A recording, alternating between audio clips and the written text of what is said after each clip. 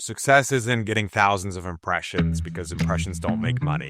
Success is, will one member of your ideal customer profile read this and/or will it set up a conversation and get into your pipeline?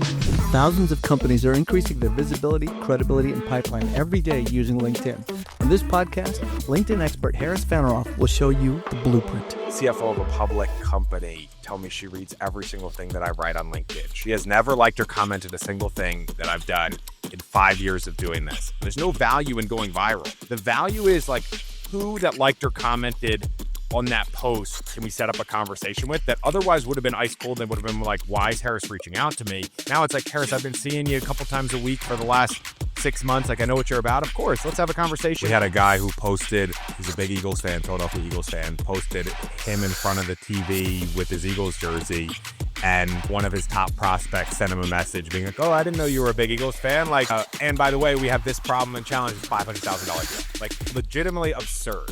How big does your network need to be? How long does this take to work? How do you help them executives reframe what they can do with LinkedIn? And welcome, Harris. How are you? I'm doing great, Raj. I'm excited to be here. Thanks for having me. Thank you. I'm excited to share a lot of the stuff that you know about and are experiencing with LinkedIn and just helping people connect and build on those relationships. So let's get right into it. There's a lot of executives that feel overwhelmed by LinkedIn. They're not sure where to even start. How do you help them reframe what they can do with LinkedIn to make it so that they understand it's a relationship-driven channel, not just some sort of content machine? It's a lot of different ways I can take this. I think you're exactly right in that executives get overwhelmed in thinking this has to be a big, giant ordeal.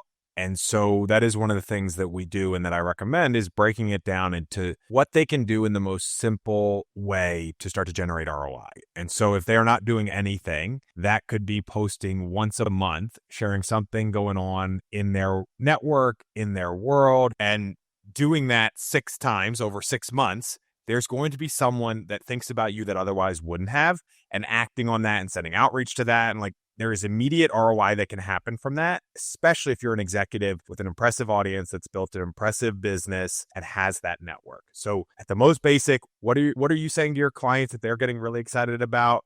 What are they saying to you that you find interesting? What podcasts, what books are you reading? But what's your specific take on it is a good way to get started. If you're doing nothing once a month, committing to that for 6 months is a great first place to start. And are you talking about those are just things that people should just start sharing online as content that they post? Or are you going one step further and that's actually the outreach that they might do to other people that they're connected to? That is where they should start from a content creation perspective. I think a lot of people don't know what to share. And I know you and I talk a ton about this and what that can and should look like. There's no need to overcomplicate it. The worst thing that happens is nobody sees it. I think that there is a lot of analysis paralysis that happens and people get worried, hey, this has to be a 10 out of 10 post. And just like anything, when you start doing it, it's not going to be a 10 out of 10. But the longer you do it, the better you get at it. And what I love about LinkedIn is it increases your ability to get lucky from a business development perspective. So in a world where it's really hard to stay top of mind, the only B2B social media channel where you can do that is LinkedIn. And so if you are trying to stay top of mind for your network, creating content on a consistent basis, sending direct messages is a great way to do that. And there's no other tool that can do that from a B2B perspective.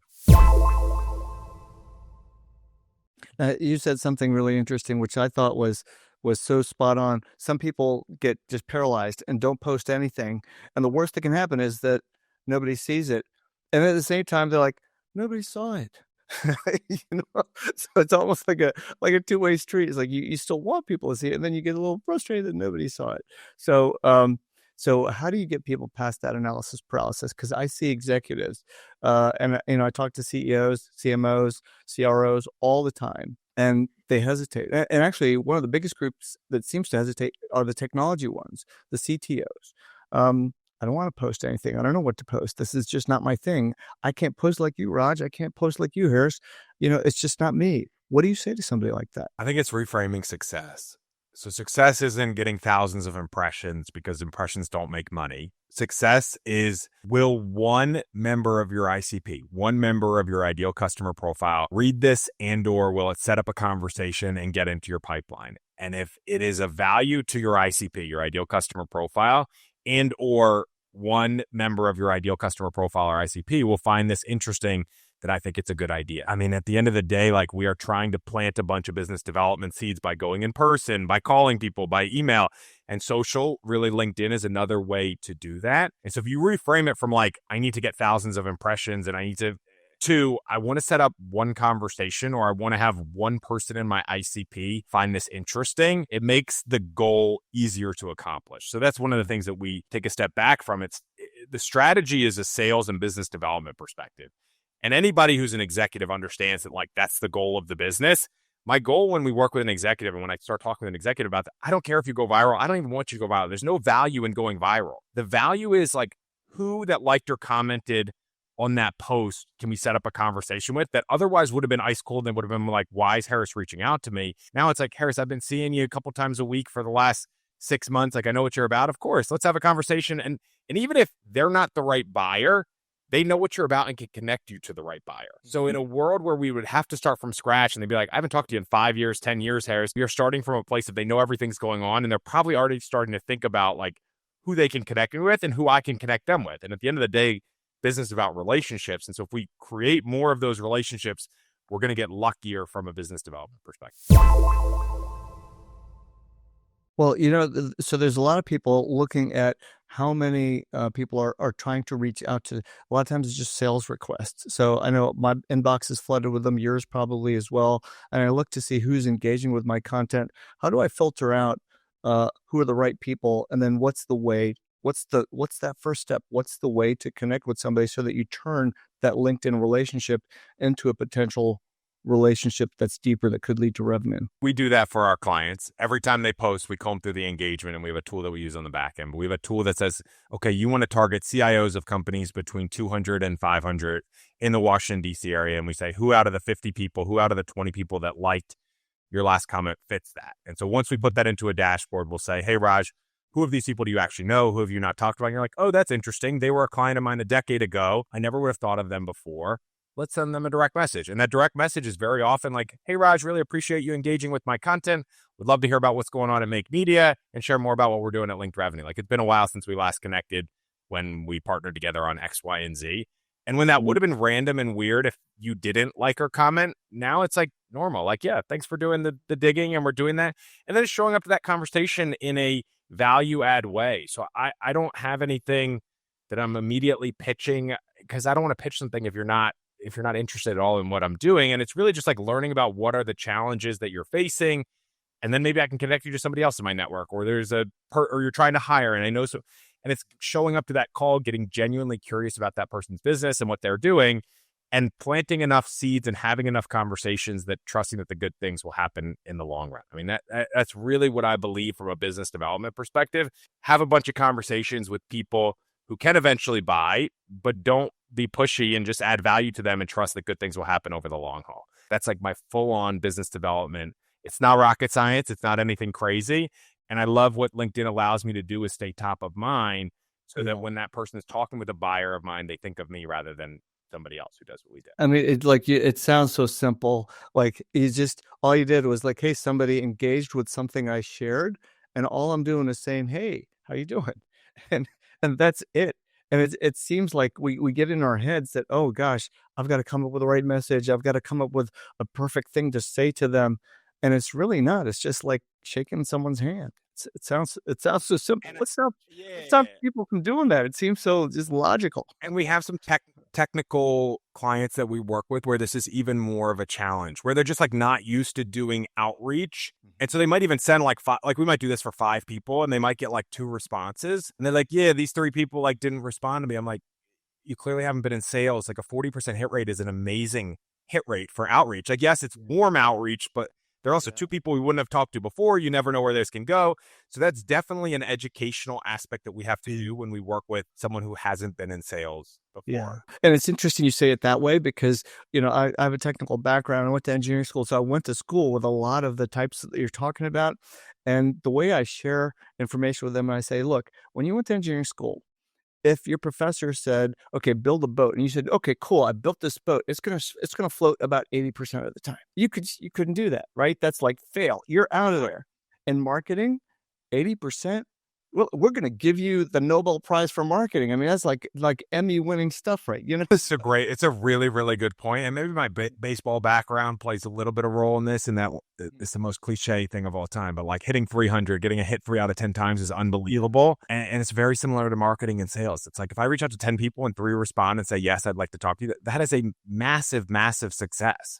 But you're right, the people not in and that don't have a sales background struggle with that type of hit rate.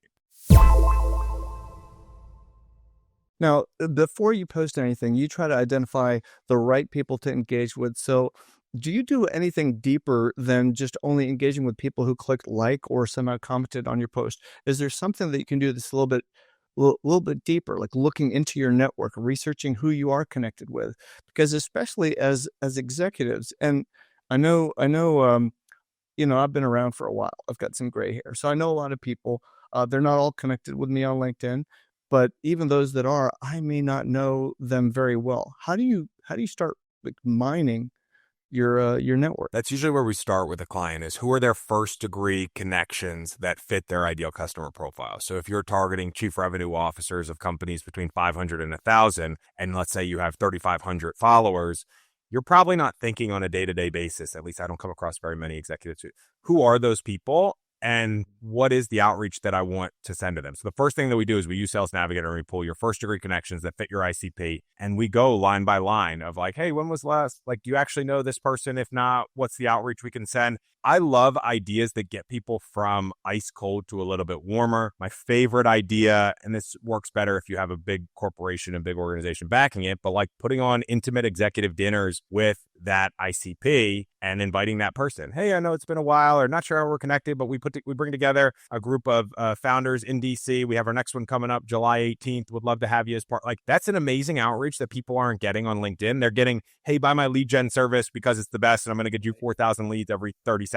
It's easy to stick out if you send the right messages, but the right messages are not buy my product or service. They're how can I bring you into my world, add a ton of value for you, and then trust that maybe after that conversation or 3 months or 6 months or 10 years down the line, you're going to be like, I want to provide that value back to Harris. Like that's the big differentiator. I'm in executives LinkedIn's all day. The number of pure value outreach that goes to them is remarkable. I mean, and that's why I like LinkedIn outreach if you do it the right way of value add and not pitch slapping somebody. And especially if you're an executive level where you've already built this audience and someone's going to reply to you that you worked with a decade ago, or that was a client 15 years ago that would love to hear from you because you all were really close back then. And it's nice to, and so what we do and what we're obsessive about is bringing those relationships back to the top of your mind. When as an executive, you have a million things going on. There's no way to strategically do that. I love that LinkedIn gives me the information to be able to do that and help an executive do that. I so agree with this. One of my former employees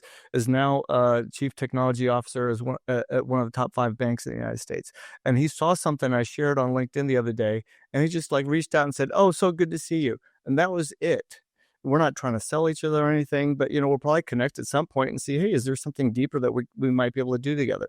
I think you're absolutely right to make sure that the focus is just on that relationship side of things. So, but getting that message right, that's I think where people get really stuck, because it almost sounds, and if I'm hearing you correctly, it sounds like you can't send the same message to everybody. It's not like you've got a copy and paste routine here. How do you think through what's the touch? What is that message? It's a great point, and it's critical and it's important. And in a world where everybody's trying to AI everything and mass produce everything, I don't know, or at least I haven't come across an AI tool, and I've been pitched a million of them that can make relationships at scale. Like at the end of the day, you do need to do, and that's what we do. I mean, we are personalized.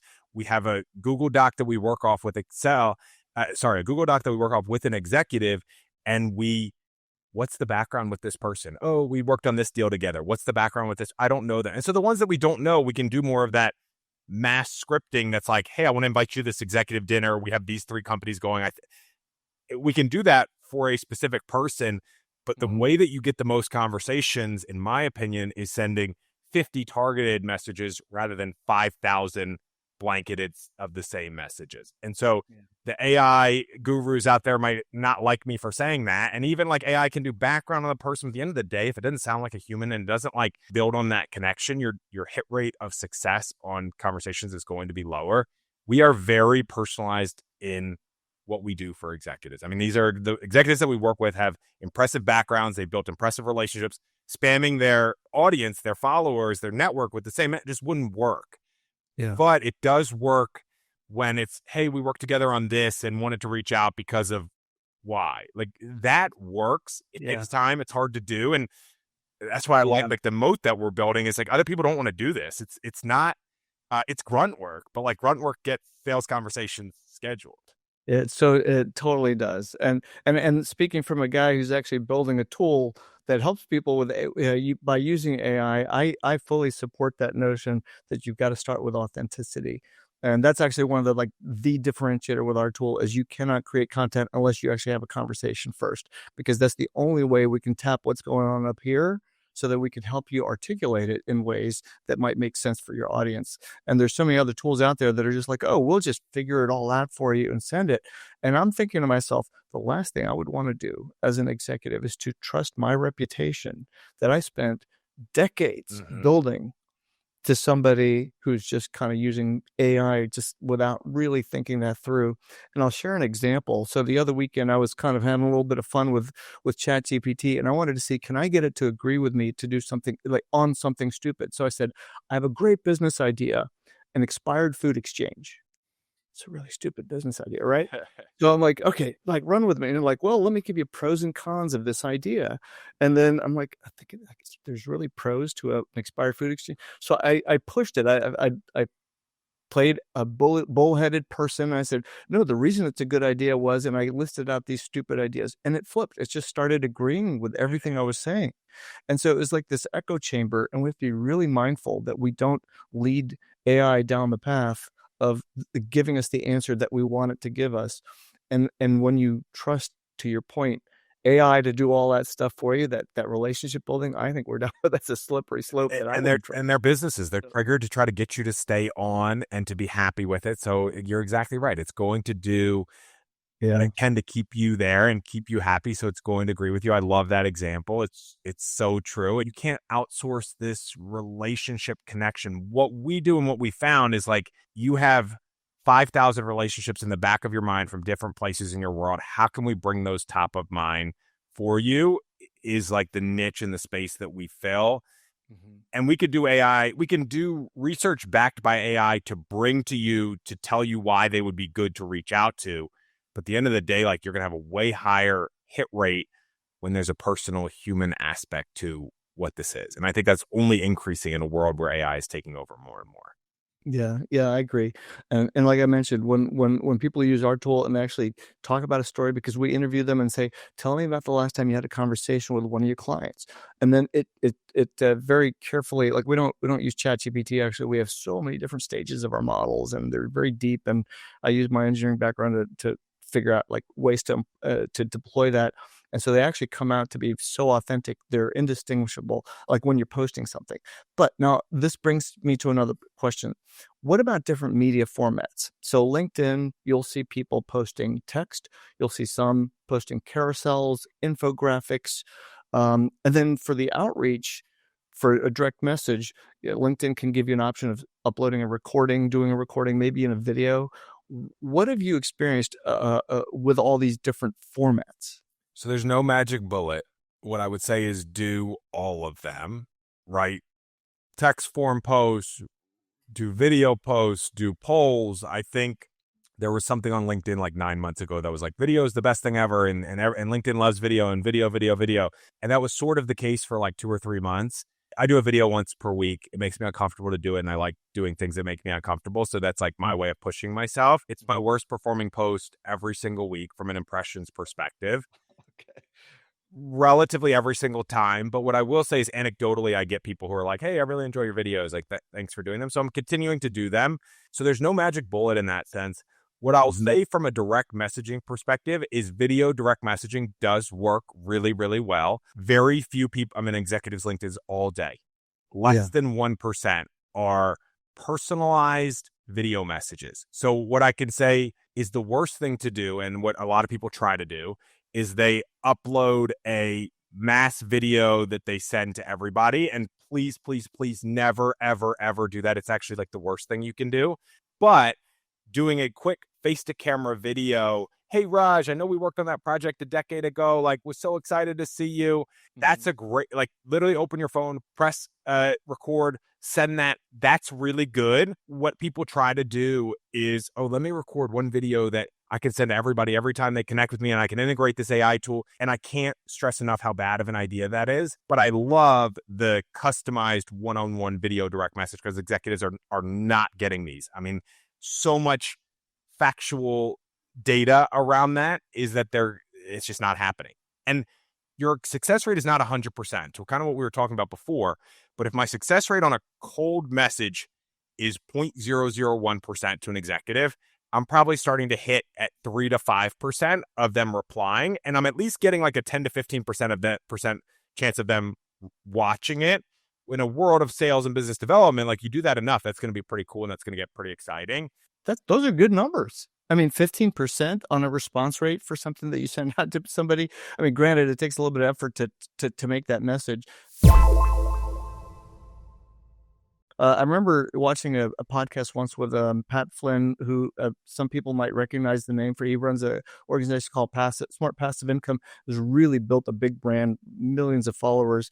And he showed this simple example of being on LinkedIn. When someone engages with you, instead of just sending a hey, thank you, sometimes what he'll do is just record a note, and it takes 10 seconds to record a thank you.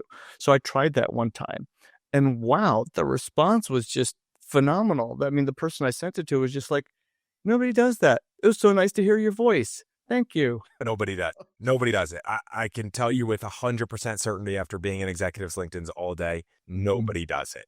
But you're finding value in it. There's a lot of value in it. It takes time, to your point. It's way easier to press a button and AI blast 50,000 people. I don't believe in that. I don't think that works.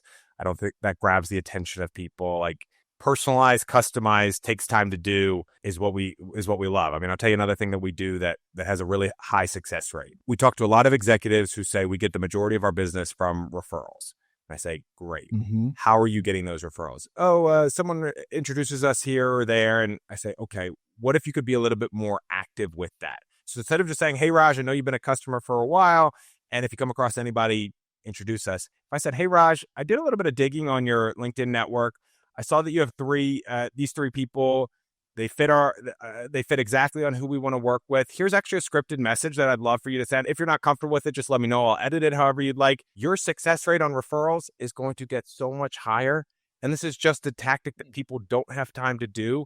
But instead of just praying for referrals, like, be active with referrals is one of the favorite playbooks that we run for executives who don't have the time to do this. You know, one of the lines that I heard is if you're on a sales call or a customer call, and you finish that conversation, and instead of asking, do you know anyone else who might find our tool or product service useful, instead of saying, do you know, you switch it to say, who do you know that would? And just that simple switch actually just generates more leads for people. And I've actually seen sales teams be so successful, but such a simple switch, you know? And I think that's the B+ version of it.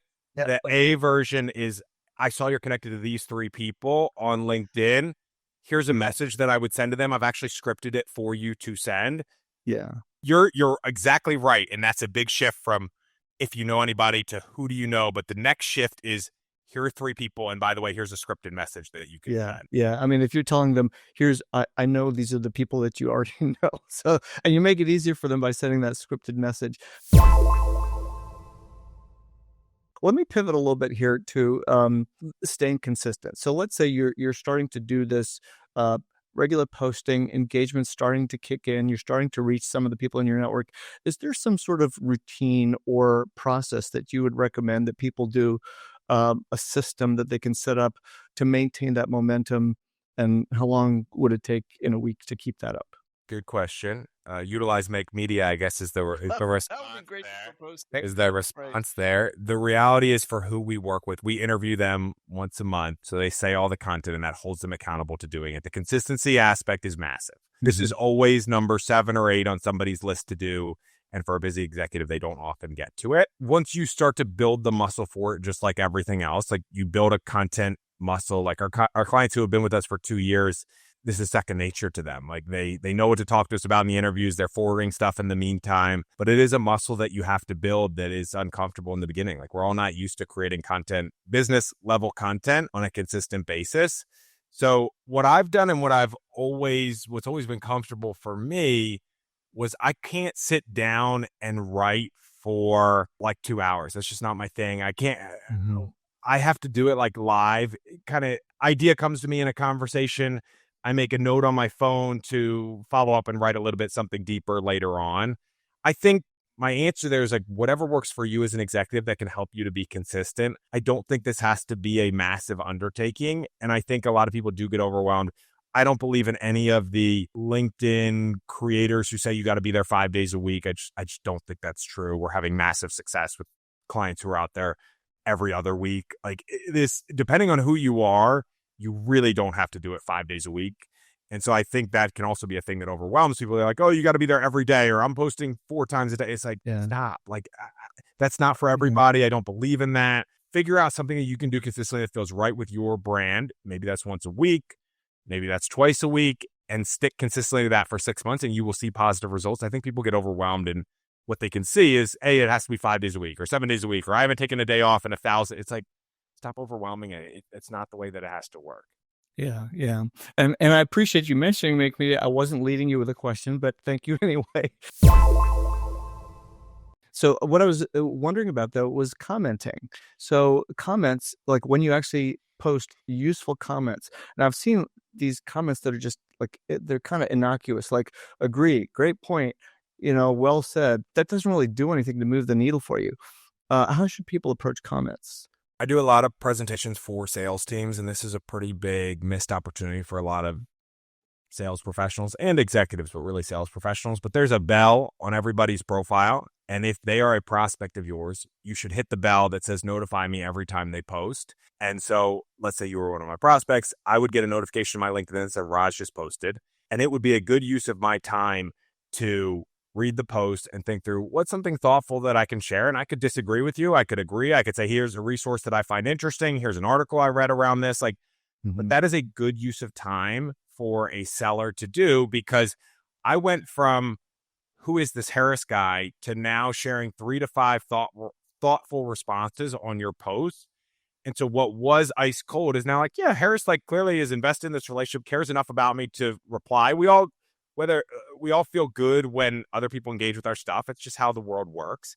And so now when I reach out and you're like, yeah, I'll take that call. I'm more likely to say yes to that call after I've seen you provide value, help me out with my reach over time, than if you're just a random SDR reaching out to me. I mean, yeah, because you're not pitch slapping them; you're actually sharing value, and that makes such a big difference.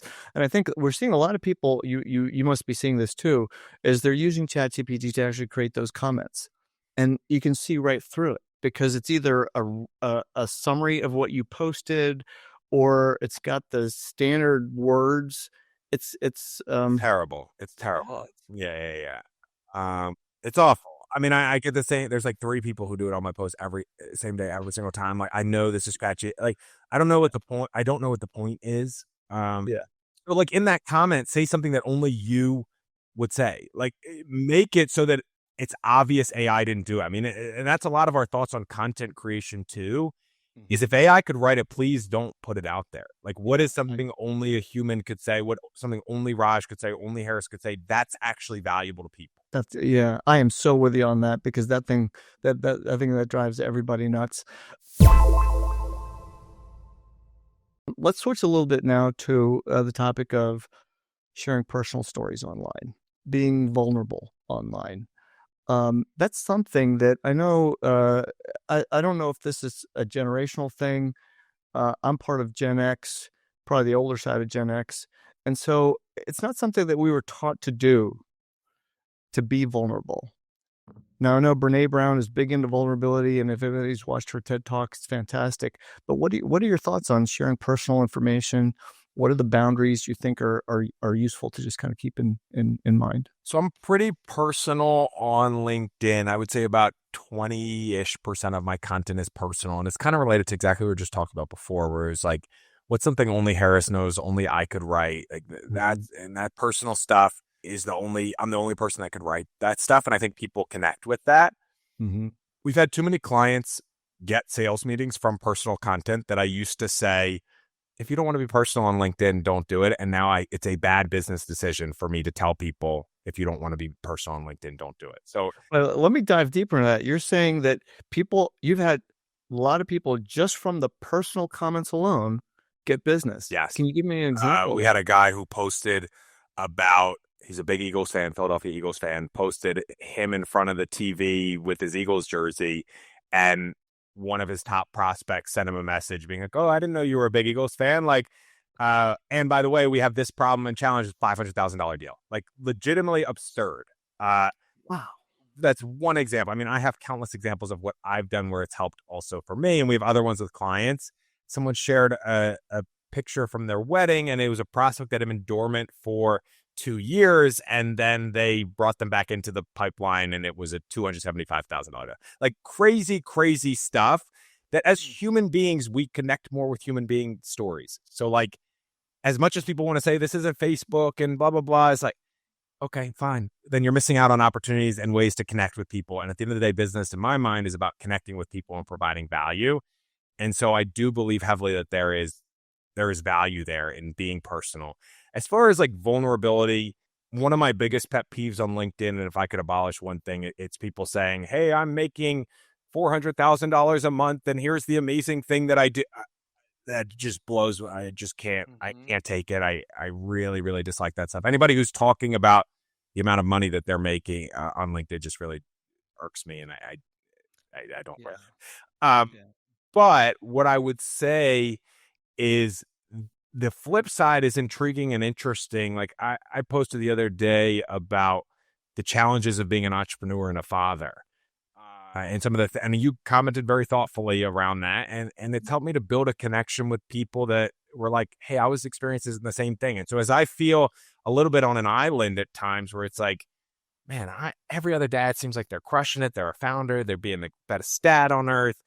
I wanted to say something a little bit vulnerable, being like, if this is you and you are struggling a little bit, like I see you, I hear you. That's been me. I've been there. And in a world where we can sometimes see just the highlights on social media, I think Instagram's worse than LinkedIn, but there's portions of LinkedIn that are bad about that. It's like, let's try to be honest and open about these things. I've found the same thing, and one of my most for me, viral posts, I guess is probably the better word, was when I was coaching one of my kids' soccer teams. And I had this real intense look on my face because I was like, wow, do I show up to meetings that looking like that intense, And people just could so relate because, I'm in my shorts, I'm in my coach's shirt and everything like that. I'm like, oh, I remember I coached my kids too. And it was just a bond that we were able to create with people. I don't remember tracing that to a $500,000 deal, which is pretty cool to be able to say, but that's good too. Some thoughts about sharing just little personal things, fun facts about yourself, perhaps even inside your LinkedIn profile, in your about section. Have you experimented with that? And what could you recommend for that? I do a lot of LinkedIn. I do a lot of presentations for like CEOs, executives, and that's how we got together in one of the Yep, ways. that's right. And I heavily, heavily recommend that. I have on mine, there's like 5 different things. I have a 2-year-old and a 6-month-old. I was drafted by the Nats. I got the yips. And I get on the call all the time with people who are like, dang, you had the yips? Like, that sounds brutal. Like, and we immediately have a connection and a bond. And at the end of the day, like that's what I care about. I don't like cold relationships. I like what I love is just building relationships and meeting great people. And that's one of the ways I can do that before a call even happens. So anytime I'm about to hop on a call, I check out somebody's about section. I'll bring that stuff up if they have something personal in there. So I always recommend people be personal. I mean, I think in a world where AI is taking over more and more, the more we can be human and connect with one another through stuff like that it's only going to be better. I think, so I can relate to that. Like behind me, actually, I don't know if we can see it on this video, but in my other videos, there's my drum set. So in my profile, I used to be a drummer in a Bollywood band. Like a drummer in a Bollywood band, you live in the DC area. I'm like, oh yeah, we used to tour up and down the Mid-Atlantic. There's this huge market of Indian people who love having Bollywood bands at their shows. And I was a drummer. And so that it just starts a conversation, whether you're Indian or not Indian, it doesn't matter. Just, oh, you're a drummer. And so, and then I put a little note and I said, and you can see my drum set in the back of my videos. So people are like, oh, where are your videos? And that actually opens up a conversation. So here's a video I did about our product. Here's a video. And they look for the drums, but they hear the message. Exactly. It's all about the human to human connection. Like what allows us to go deeper and really get to know one another, and the human level starts to do that. I mean, the sales deals get done when you get to, at the enterprise level, when you get to like a texting relationship with somebody, and that comes from meeting who they are, understanding their kids, what they actually care about. Like business matters, of course, you want to talk about, but at the end of the day, like people do business with people they like. I was at an executive dinner last night, and it's like, what can AI never replace? The human relationship of me liking Raj and Raj liking me enough to do business together. Like 100%. That's never going to go away. I don't think. Everything else is a little bit scary with AI, but like deals getting done at a human level, I think will always be the case. So like, how can you build that and do that more effectively is the space that I want to be in and the space that we're growing in. Yeah. I love what you initially started out with, which is you can't build human to human relationships at scale. That's just, you can't. So as we start to wind down here, I've got a question about metrics. And I'd love to learn what you think are the most important metrics, because I see people trying to just pursue likes and pursue comments. And I was at a networking event the other day where someone's like, I post, but nobody likes it. And I'm like, it's interesting. I'll share with you my experience. So the posts for me that get the most likes are the ones where I attend an event, I took a picture with a bunch of people, I tag a few of them in there, and then it just kind of spreads like wildfire, and people are like, oh yeah, I was there, nice to see you, and that's it. So they get a lot of likes. That doesn't translate to business though. The post that I share company news, that generates some degree of interest. But when I start to share educational information, tips, metrics, things that I'm learning, and analysis on stuff, those get fewer likes, fewer comments.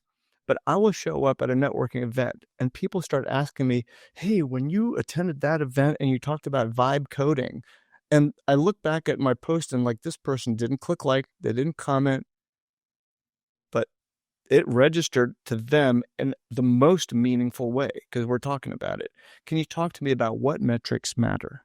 Your story is a really good one, and I have countless stories. I have one similarly, and I'll share my answer, but I was playing in a charity golf tournament. CFO of a public company tell me she reads every single thing that I write on LinkedIn. She has never liked or commented a single thing that I've done in 5 years of doing this. But she came up to me and said, I read everything. So you're right that there are silent lurkers who are doing stuff in the background. And that's a hard part about what we do, no doubt about it. What we track for clients and what we really, really care about.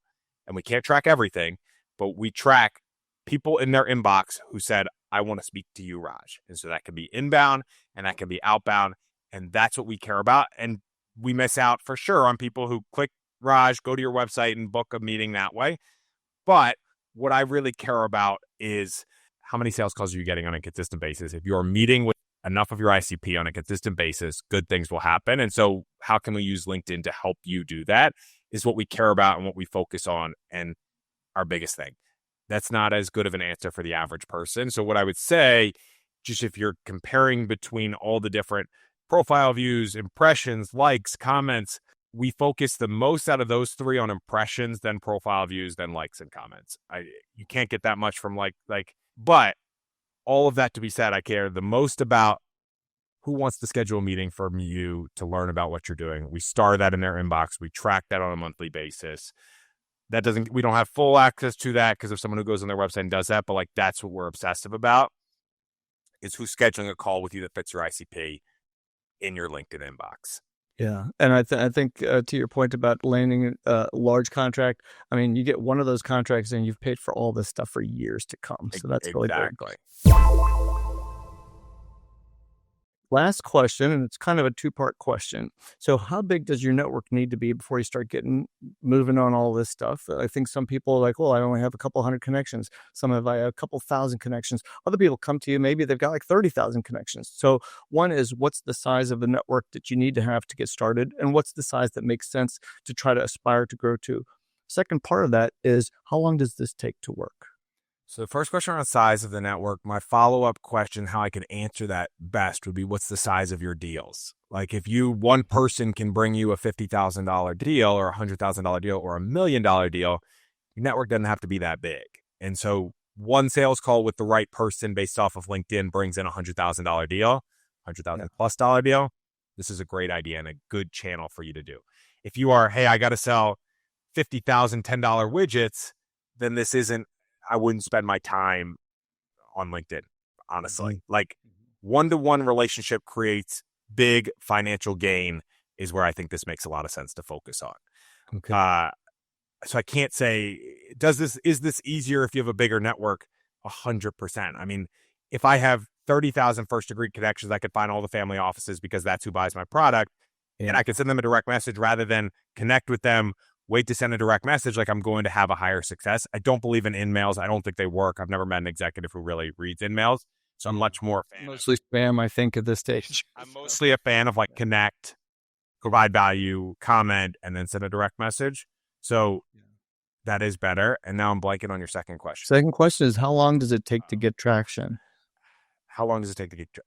This is so dependent on the size of your network. Where we tend to have the most success the quickest is somebody has 3,000 or 5,000 followers, connections. They have had a really successful business, and this is their second, or they've just built something successful and people have wanted to connect with them because they're impressive and they've never conjured up their network.